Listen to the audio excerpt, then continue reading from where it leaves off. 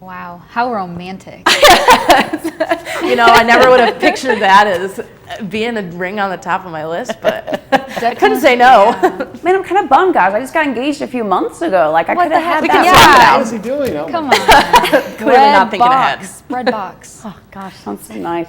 Food and love. Perfect combination. Hey, Valentine's Day, coming up. We have pretty nice weather as well. And we'll talk about what the weather looks like on that special day in just a few minutes. But first off this morning, because it's not so nice across the area. As we were looking outside this morning, we see quite a bit of wind chill values in the teens, not those upper 30s and 40s we saw for temperatures yesterday at this time. So much colder. Matter of fact, York, you have a wind chill value of 6 degrees right now. It feels like 18 in Lincoln, 17 in Nebraska City, 13 off to the west in Hastings, and 12 in Columbus. So cold this morning, but another great day later today. We will see a fast warm up for your Thursday. Definitely want to spend some time maybe at the park, because by 12 o'clock we're at 46 degrees.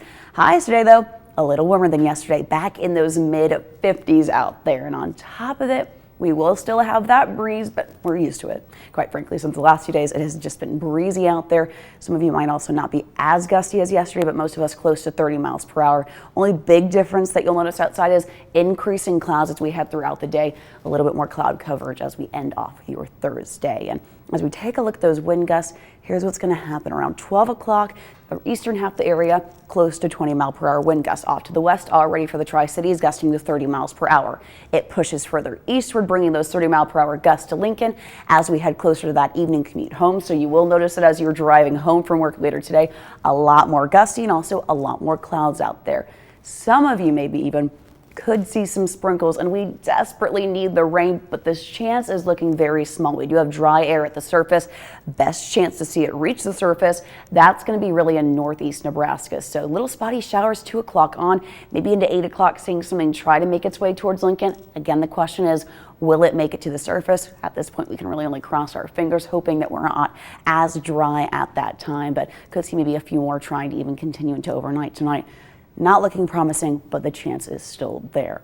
As for overnight tonight, temperature-wise, a little odd. We'll only drop to the low 40s, cloudy skies, but let me explain. As we head throughout your day tomorrow, temperatures will actually drop. So overnight tonight, mild in the 40s. We will peak maybe in the upper 40s in the early afternoon tomorrow, but after that, temperatures drop, meaning your low temperature tomorrow is actually going to be taking place in the evening, and we just continue to cool into Saturday. That's when those 30s arrive for highs. So winter returns.